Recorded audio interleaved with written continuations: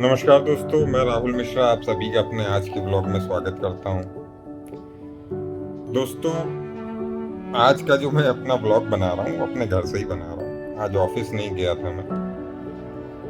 Office न जाने की वजह ये थी कि आज सवेरे से ही, रात से ही बल्कि, कानपुर शहर में बारिश हो रही है और थोड़ा सा आलस भी आ गया। बारिश तो चलिए बहाना है, लेकिन थोड़ा सा आलस आ गया। आज ना जाए ऑफिस। मैंने सोचा कि चलो आज घर से ही ब्लॉग बनाते हैं। पहले तो आज मैं आपको जो सबसे पहले शुरू करने जा रहा हूँ, मैं आपको अपने घर का एक टूर देने जा रहा हूँ। घर का नहीं बल्कि अपनी टेरेस का।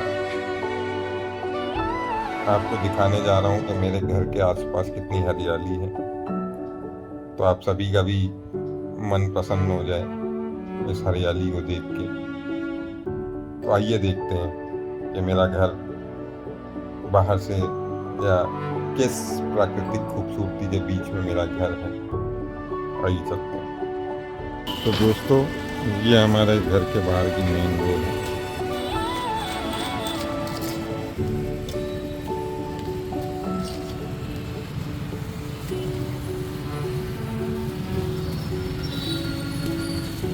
ये सामने अंबेडकर जी की मूर्ति लगी हुई है।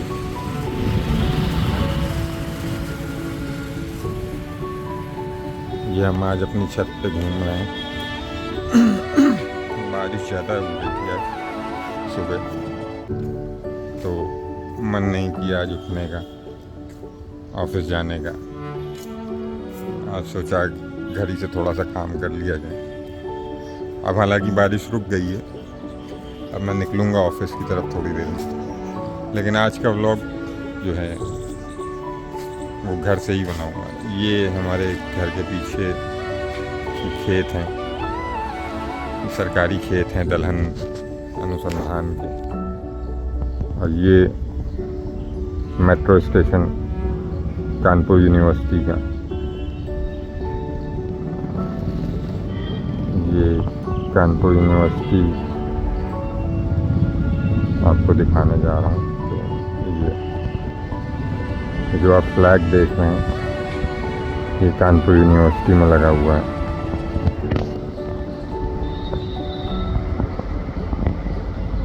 और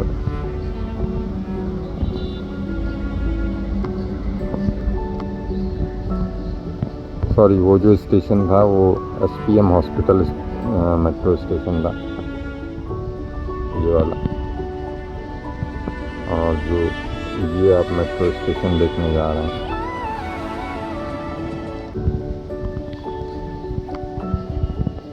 ये जो ट्रैक गया हुआ है, ये कानपुर यूनिवर्सिटी का है।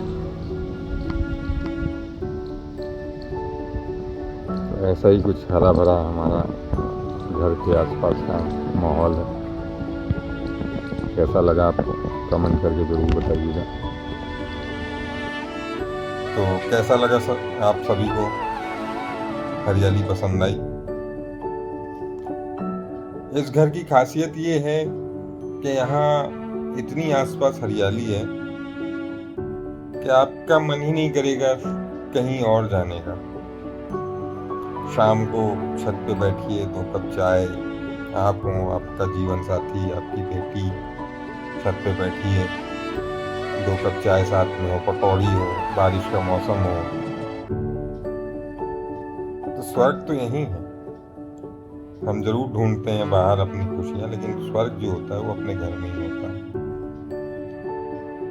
तो ऐसे ही आज का जो मेरा ब्लॉग है वो भी घर को ही समर्पित है।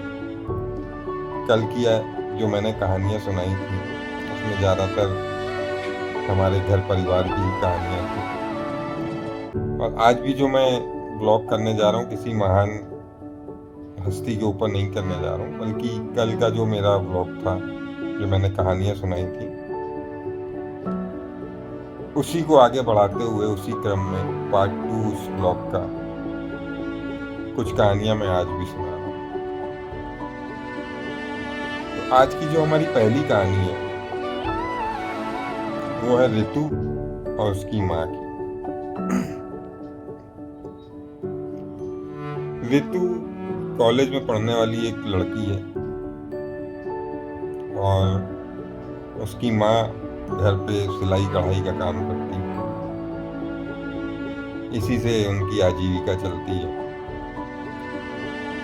और ये जो सिलाई की मशीन है वो ऋतु के मामाओं ने उसके पिताजी के गुजर जाने के बाद अपनी बहन को दी थी कि जिससे उसको दर बदर ना भटकना पड़े और घर पे ही सिलाई वगैरह का काम करके अपना परिवार पाल सके। ये उनकी एक सोच थी अपनी बहन को आत्मनिर्भर बनाने की, और अच्छी सोच थी।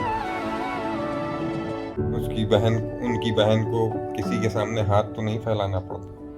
तो चलिए आते हैं कहानी पे। तो एक दिन ऋतु कॉलेज से घर आती है तो देखती है अपनी माँ को बहुत खुश थी उसकी माँ। तो पूछती क्या बात है माँ, आज बड़ा चहक रही हो। तो उसकी माँ कहती है चहकने वाली बात ही है, आज मेरे दोनों भाई आए थे मुझसे मिलने। तो ऋतु कहती है आज इनको कैसे याद आ गई इतने सालों बाद। पापा जी कोरोना में खत्म हुए थे, उसके बाद से कभी आज तक तो आए नहीं।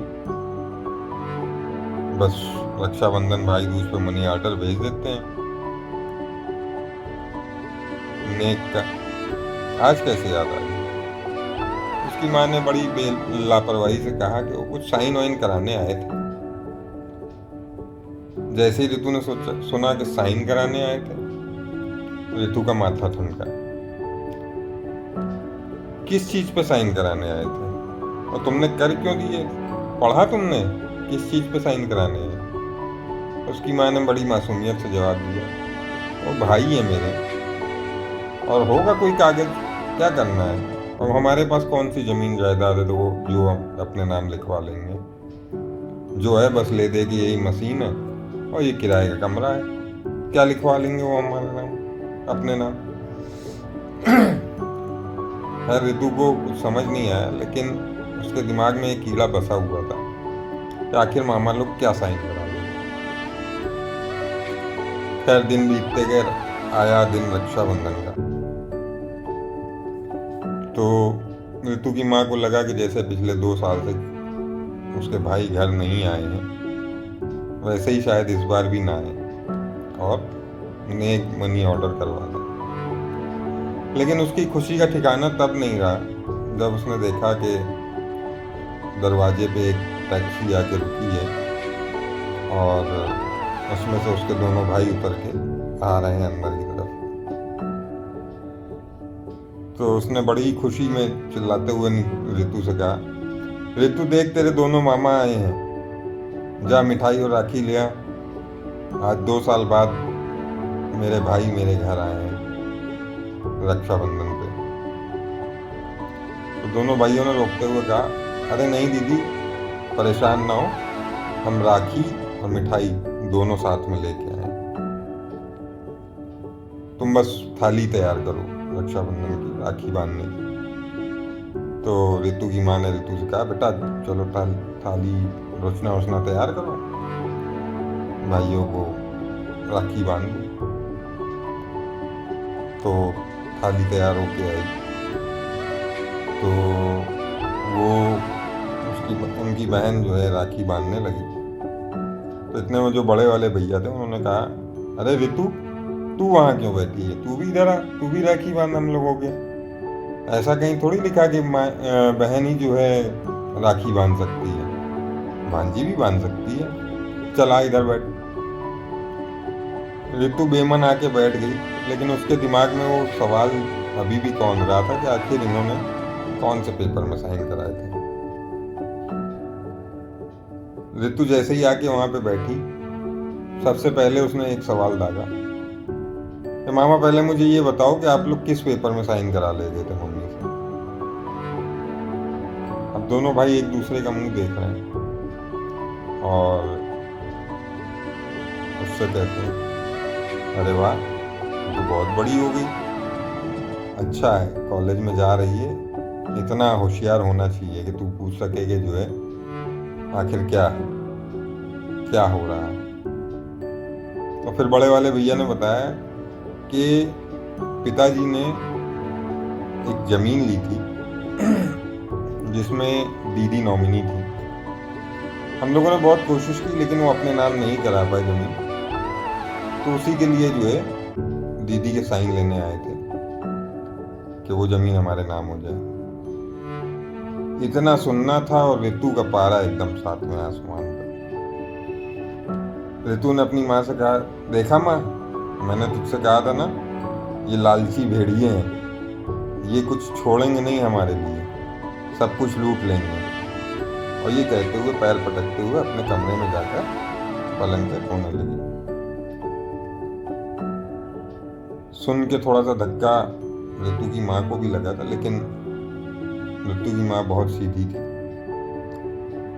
तो खैर, जैसे तैसे आंखों से आंसू बहते जा रहे थे, उसने अपने भाइयों को राखी बांधी।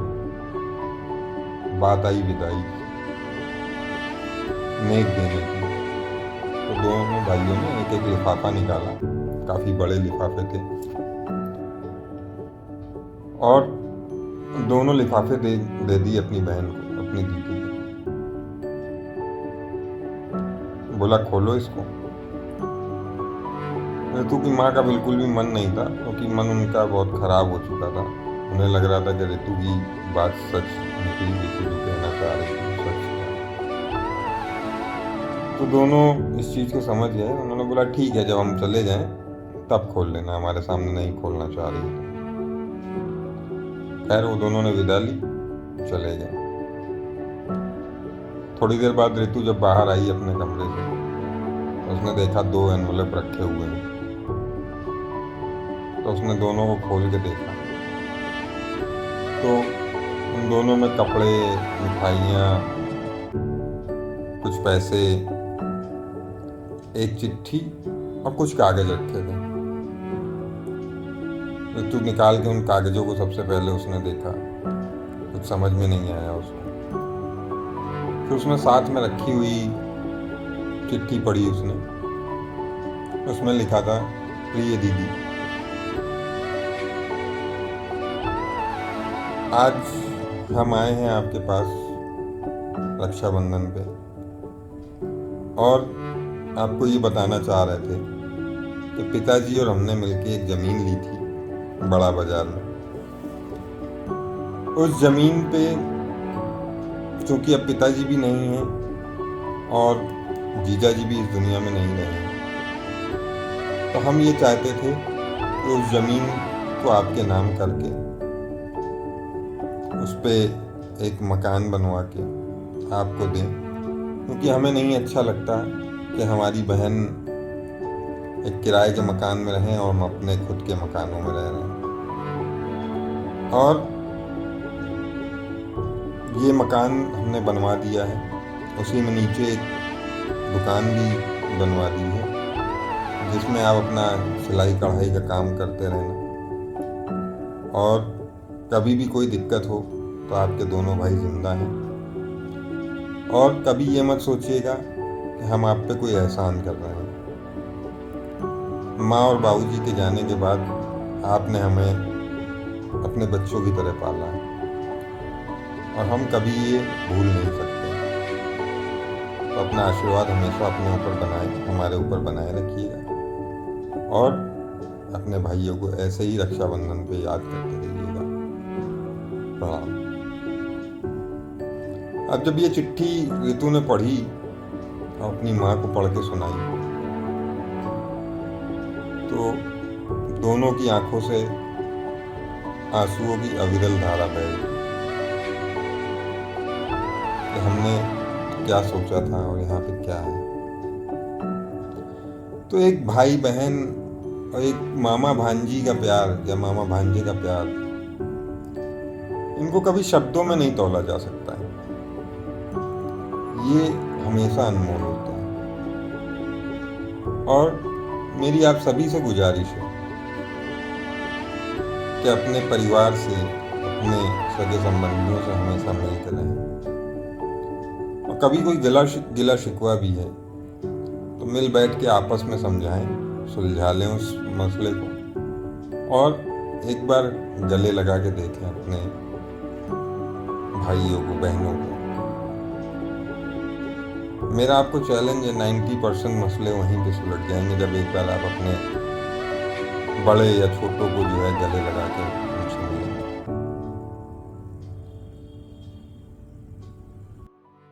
आइए दोस्तों, चलते हैं हमारी आज की दूसरी कहानी पर। ये कहानी शेखर और उसकी 4 बहनों की।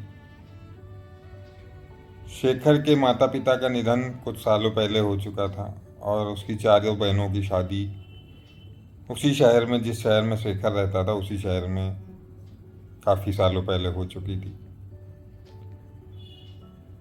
शेखर अपने घर में अकेला रहता था और उसकी बहनें परेशान थी कि ये शादी क्यों नहीं कर रहा है। उसको कई लड़कियां उन्होंने दिखाई, लेकिन सबको उसने रिजेक्ट कर दिया। किसी से भी उसने शादी के लिए हामी नहीं भरी। इस बार 4 बहनें रक्षाबंधन में जब शेखर के पास आईं तो 4 ने ठान लिया था कि अब उसको शादी के लिए राजी करके ही घर वापस जाएंगे। काफ़ी देर तक समझाने के बाद कि भाई शादी क्यों नहीं कर रहा है, क्या दिक्कत है, 4 बहनों ने पूछा कोई और बात है तो बता दे, क्या दिक्कत है, क्यों शादी नहीं कर रहा है। तो थोड़ा सा डरते हुए, थोड़ा संकोच करते हुए शेखर ने बोला कि दीदी, मैं अपने ऑफिस की एक लड़की पायल से शादी करना चाहता हूँ, उससे प्यार करता हूँ और उसी से शादी करूँगा, नहीं तो नहीं करूँगा। तो बहनों ने पूछा क्या अपनी कास्ट की है वो? तो शेखर ने जवाब दिया, नहीं, वो हमारे कास्ट की नहीं है, लेकिन मैं शादी उसी से करूँगा। अब बहनों ने कहा कि भाई हमारी कास्ट की नहीं तो हमारे वहाँ तो ऐसा चलता नहीं है, हम लव मैरिज को अलाउ नहीं कर सकते अपनी फैमिली में। और अपनी ससुरालों में क्या जवाब देंगे कि हमारे भाई ने अदर कास्ट में शादी कर ली। बहुत भला बुरा सुनाया शेखर को, यहाँ तक कि बोल दिया कि अगर तू उस लड़की से शादी करेगा तो नाम तेरी शादी में आएंगे, नाम कभी दोबारा इस घर में कदम रखेंगे। और ये कह के सब ने अपने अपने घर की विदा ली। शेखर को शादी पायल से ही करनी थी, उसने वही किया। उसने पायल से कोर्ट मैरिज करी और दोनों एक साथ खुशी खुशी रहने लगे। पायल को ये बात बहुत अखरती थी कि उसकी वजह से उसकी 4 बहनों ने घर आना छोड़ दिया, अपना मायका उनका छूट गया। कई बार इन दोनों ने आपस में बैठ के बात करी और पायल ने समझाया शेखर को कि तुम बात क्यों नहीं करते हो, क्या दिक्कत है, बात करो उनसे, ऐसे नहीं होता, भाई बहन का प्यार ऐसा नहीं होता है। तो शेखर हर बार यही कहता था कि मुझे, वो मेरी बहनें कुछ कह देंगी, मुझे कोई दिक्कत नहीं है, लेकिन अगर तुम्हें कुछ कह दिया तो बात का बतंगड़ बन जाएगा और जो अच्छा नहीं होगा और रिश्ते और ख़राब हो जाएंगे। तो इससे अच्छा है कि समय देते हैं, धीमे धीमे चीज़ें खुद सही हो जाएंगी। चलता रहा, 1-2 साल बीते। एक दिन शेखर को खबर मिलती है कि उसकी जो तीसरे नंबर की दीदी हैं, उनके घर में अकस्मात किसी की डेथ हो गई है। अब शेखर का जाना बनता था, ज़रूरी था जाना, और शेखर ने वही किया। शेखर ने जाने की तैयारी करी। तो जाते वक्त पायल ने एक चिट्ठी शेखर के बैग में रखी और बोला, ये चिट्ठी जो है किसी भी दीदी को, चारों में 4 दीदियाँ वहाँ आई होंगी, किसी भी दीदी को आप दे देना और बस आप दे देना इसको और कुछ मत बोलना। शेखर ने बेमन वो चिट्ठी अपने बैग में रखी और चल दिया अपनी बहन के घर। वहाँ बहुत ही गमगीन माहौल था, सब बहुत दुख में थे। खैर, क्रियाकर्म वगैरह की सारी रस्में निपटाने के बाद जब शेखर घर आया और उसने अपनी बहन से विदा मांगी, तो उसने कहा, दीदी मेरा बैग ऊपर रखा है, ला दो।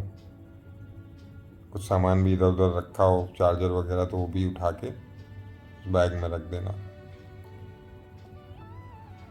तो शेखर की बहन गई ऊपर अपने कमरे में। उसने देखा शेखर का बैग रखा है और उसका लैपटॉप और उसका चार्जर बाहर रखा हुआ था, शायद कुछ निकाला हो कंपनी के काम से। तो शेखर की दीदी जब वो लैपटॉप वगैरह बैग में रखने लगी, तो उन्होंने देखा लैपटॉप में एक चिट्ठी रखी थी लैपटॉप के बैग में, जिस पे लिखा था दीदी के लिए। अब जब उसमें दीदी के लिए लिखा था तो वो उन्होंने खोला उसको और पढ़ने लगी। वो चिट्ठी पायल ने लिखी थी दीदी के लिए। चिट्ठी में ये लिखा था, दीदी सादर चरण स्पर्श। आज इस दुख की घड़ी में मैं आप लोगों के साथ नहीं हूँ, लेकिन आपका भाई हमेशा आप लोगों के साथ रहेगा। मैं हमेशा से आप लोगों का आशीर्वाद पाना चाहती हूँ, लेकिन शायद मेरे नसीब में आप सबका आशीर्वाद नहीं लिखा है। मैंने बहुत कोशिश की कि आप लोगों से बात करूं, लेकिन हर बार ये सोच के रुक जाती हूँ कि पता नहीं आप लोग क्या सोचेंगे। फिर भी आज हिम्मत करके चिट्ठी लिख रही हूँ, ये बताने के लिए कि दीदी, मेरे आने के बाद से आप या आपके भाई के बीच में कोई भी ऐसा रुकावट नहीं है। आप जैसे पहले घर आते थे वैसे ही घर आइए, आपका स्वागत है। ये घर आप ही का है, बस मैं इसको संभाल रही हूँ, और आप लोगों के बिना ये घर एकदम सूना है। पढ़ते पढ़ते दीदी की आंखों में आंसू आ गए।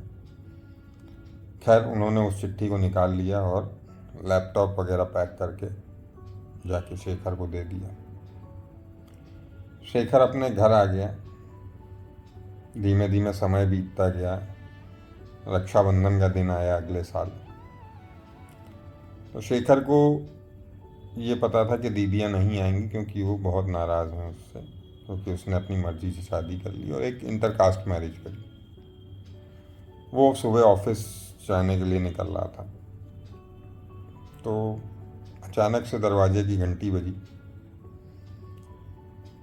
तो पायल ने शेखर से बोला कि शेखर, तुम देख लो, मैं थोड़ा सा किचन में काम कर रही हूँ। शेखर बेमन से उठा और जाके दरवाज़ा खोला।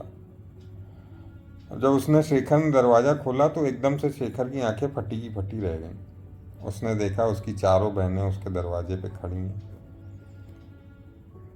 शेखर सोच रहा था ये कौन सा अजूबा हो गया, मतलब चारों बहनें एक साथ, और रक्षाबंधन वाले दिन बताया भी नहीं मुझे। तो बड़ी वाली दीदी बोली, अब क्या देखता ही रहेगा या अंदर भी बुलाएगा। शेखर की आंखों में आंसू थे, फिर भी उसने किसी तरीके से आंखों के आंसुओं को रोका अपने, और उन चारों बहनों को अंदर लेके आया। उसने देखा उधर से पायल ट्रे में पानी के गिलास और मिठाइयाँ लेके आ रही थी। अब शेखर ये सोच रहा था कि आखिर हुआ क्या। तब पायल ने उसको हंसते हुए बताया कि मेरी चिट्ठी पढ़ने के बाद दीदी लोगों ने मुझसे बात करी फ़ोन पे, और हम लोगों की तब से बात चल रही है, और आपको सरप्राइज़ देने का मन था, इसलिए हम लोगों ने ये रक्षाबंधन का प्लान बनाया था, और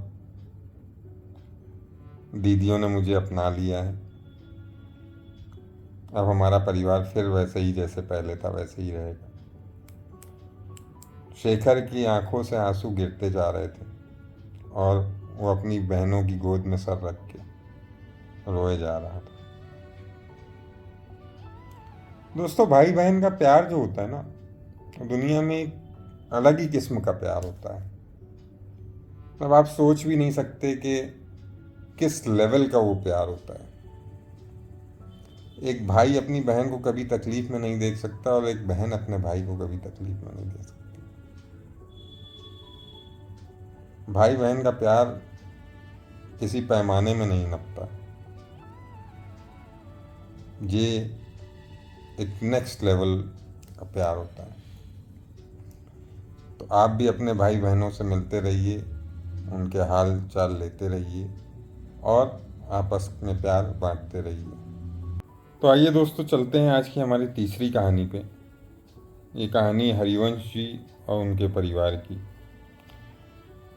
हरिवंश जी पैदा तो एक गरीब किसान के घर में हुए थे, लेकिन अपनी मेहनत के बदौलत, अपनी पढ़ाई लिखाई के बदौलत उन्होंने समाज में एक बहुत बड़ा रुतबा कायम कर लिया था।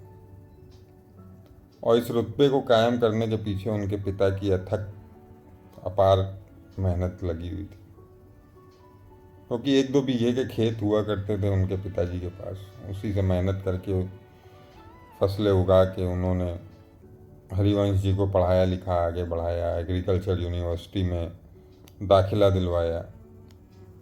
और उसी यूनिवर्सिटी से जब हरिवंश जी पढ़ के आए तो उन्होंने नई नई तकनीकें सीखी खेती की और उस 1 बीघे 2 बीघे खेत को उन्होंने बढ़ा के एक अपार संपत्ति अर्जित करी। उन्होंने गांव में कम से कम आधे खेत उन्होंने खरीद लिए थे अपनी मेहनत के बदौलत। और इस चीज़ का बड़ा घमंड हो गया था हरिवंश जी को। वो सोचते थे कि जो किया है मैंने ही किया है और मुझसे बढ़ के इस गांव में कोई नहीं है।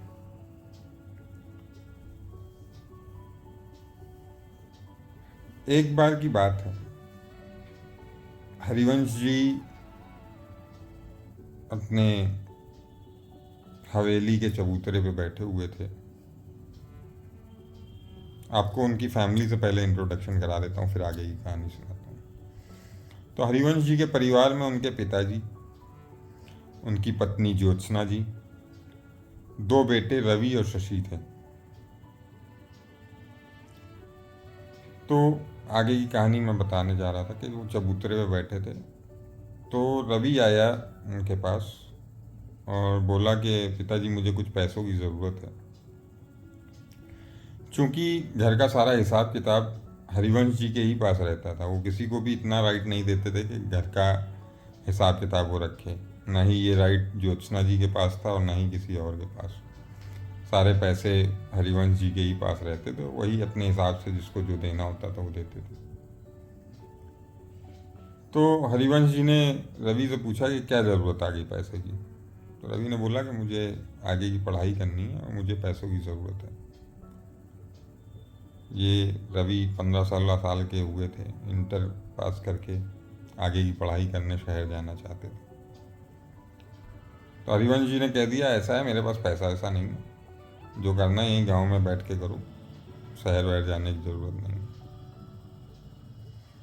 रवि को ये बात बहुत नागवार गुजरी और उसने बहस कर ली हरिवंश जी से।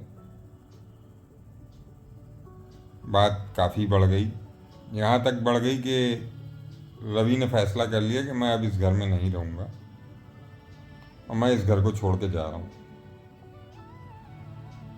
ज्योत्सना जी ने काफ़ी समझाने की कोशिश की रवि को, लेकिन रवि नहीं माना, वो घर छोड़ के चला गया। खैर कुछ साल बीते, बात आई शशि की शादी की। इस बात को हुए रवि को गए घर छोड़े कम से कम 5-7 साल हो गए थे। रवि की शादी, शशि की शादी की बात आई, शादी के कार्ड छपे। तो हरिवंश जी के घमंड की इंतहा मैं आपको बताना जा रहा हूँ कि कितने घमंडी हो गए थे हरिवंश जी कि उन्होंने उस शादी के कार्ड में अपने पिताजी तक का नाम नहीं रखा। गांव वाले बड़े आश्चर्यचकित थे कि आखिर कोई अपने पिता का नाम कैसे नहीं रख सकता है अपने बेटे की शादी में। खैर, कहते हैं ना कि वो बड़े लोगों के ऐप भी छुप जाते हैं। तो किसी की हिम्मत नहीं हुई हरिवंश जी से कुछ कहने की, क्योंकि वो सबसे बड़े जमींदार हुआ करते थे उस गांव के। तो शशि की शादी बड़े एक धूमधाम से हुई निर्मला नाम की लड़की से। शादी हुई, शशि का परिवार आगे बढ़ा, एक बेटी हुई शशि को। अब चूंकि पूरा हिसाब किताब हरिवंश जी ही रखते थे, तो कभी भी कोई भी पैसे की ज़रूरत होती थी तो वो हरिवंश जी से ही मांगा जाता था। बेटी हुई, मोहल्ले परिवार में, मोहल्ले में सब जगह खुशी की लहर हुई। तो ठीक है, चलो लक्ष्मी आई है घर में, सब खुश थे। लेकिन हरिवंश जी नहीं खुश थे। हरिवंश जी चाहते थे कि उनको लड़का होता। खैर चलिए, किसी तरीके से कुछ साल बीते,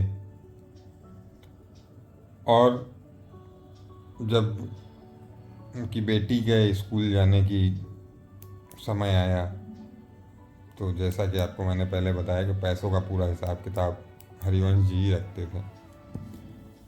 तो जब शशि ने पैसे मांगे कि बिटिया का एडमिशन कराना है और उसके लिए पैसे चाहिए, तो हरिवंश जी ने मना कर दिए पैसों के लिए। बोले क्या करेगी पढ़ के, लड़की है, इसको तो दूसरे परिवार में जाना है, इसको घर वर का काम सिखाओ, पढ़ाई वढ़ाई कराने की ज़रूरत नहीं है। अब चूंकि शशि दूसरे ख्यालों का था और उसकी पत्नी भी बहुत समझदार थी, वो इन सब बेटा बेटी के फ़र्क को नहीं मानते थे, उनके लिए दोनों बराबर थे। दोनों पति पत्नी आपस में बैठ के बात करने लगे कि क्या किया जाए, कैसे पढ़ाया जाए अपनी बिटिया को। तो निर्मला ने कहा कि देखिए, हमें कोई स्ट्रॉन्ग डिसीजन तो लेना ही पड़ेगा, ऐसे हम अपने बच्चे का भविष्य खराब नहीं कर सकते, हमें पढ़ाना है उसको और आगे बढ़ाना है। शशि ने बोला कि पढ़ाना तो मैं भी चाहता हूँ, लेकिन अब करूँ क्या, पिताजी ने तो पैसे देने से मना किया कर दिया। तो निर्मला ने बोला ऐसा है, देखिए अब कोई कठोर फैसला हमें लेना पड़ेगा, हमें भी ये घर छोड़ के जाना पड़ेगा। आज देखिए रवि को गए 10-12 साल हो गए हैं और उसने शहर में अपना कोठी वोठी बना ली है, बढ़िया उसका बिजनेस चल रहा है वहाँ पे। तो शशि ने सोचा सही कह रही निर्मला, अगर आज से 10 साल पहले मैंने भी इनको छोड़ दिया होता, इनके मोह में रुका नहीं होता, तो शायद मैं भी अपना बिजनेस जमा चुका होता और किसी अच्छी पोजीशन पे होता, को मकान वकान बनवा चुका होता। तो अगले दिन सुबह जब हुई, तो शशि ने अपना फैसला हरिवंश जी को सुनाया कि बापू, इस तरीके से हम यहाँ नहीं रह पाएंगे और हम घर छोड़ के जा रहे हैं। तो हरिवंश जी ने भी अपनी ऐंठ में कह दिया, जाना है जाओ, मुझे क्या फ़र्क पड़ता है, चले जाओ सबके सब। शशि अपनी माँ ज्योत्सना के पास आया, बोला माँ, मैं ये फैसला लेना तो नहीं चाहता, लेकिन मेरी बेटी के भविष्य के लिए बहुत ज़रूरी है कि मैं तुझे छोड़ के जा रहा हूँ, अपना ख्याल रखना। और ये कहते हुए निर्मला और शशि ने उनसे विदा ली और घर छोड़ के चले गए। खैर समय बीतता गया। शशि के जाने के 5-7 साल बाद ज्योत्सना जी भी स्वर्ग सिधार गईं और समय बीतता चला गया। आज शशि को गए कम से कम 20 से 22 साल हो गए। जून की भरी दोपहरी थी और हरिवंश जी अपने वही हवेली के बाहर चबूतरे पे बैठे हुए थे अपने नौकर के साथ। नौकर उनका हुक्का भर रहा था। तभी दरवाजे पे दस्तक होती है। हरिवंश जी नौकर से कहते हैं रामू से, जाओ देखो दरवाजे पे कौन है। वैसे तो कोई आता नहीं था उनके वहाँ, आज कौन आ गया। रामू उठा और दरवाज़ा खोलने गया, तो जैसे उसने दरवाज़ा खोला उसकी खुशी का ठिकाना नहीं रहा। उसने कहा, वहीं से चिल्ला के बोला, बाबूजी शशि भैया आए हैं, बिटिया रानी भी आई है और भाभी भी आई हैं।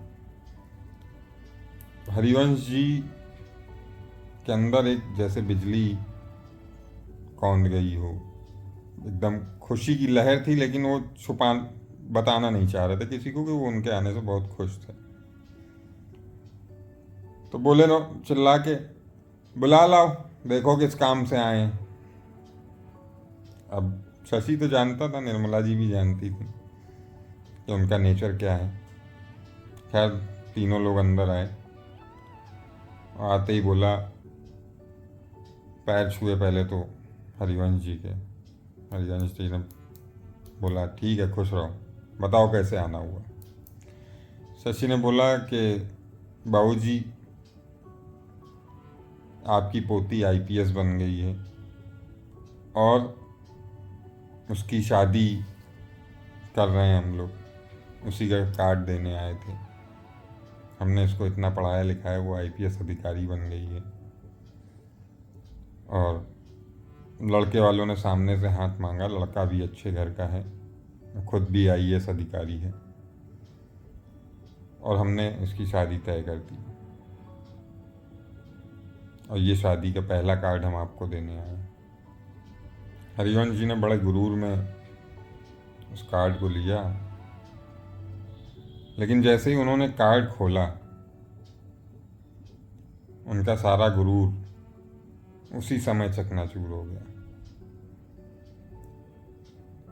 सबसे ऊपर लिखा था, पौत्री श्री हरिवंश जी एवं ज्योत्सना जी, स्वर्गीय ज्योत्सना जी।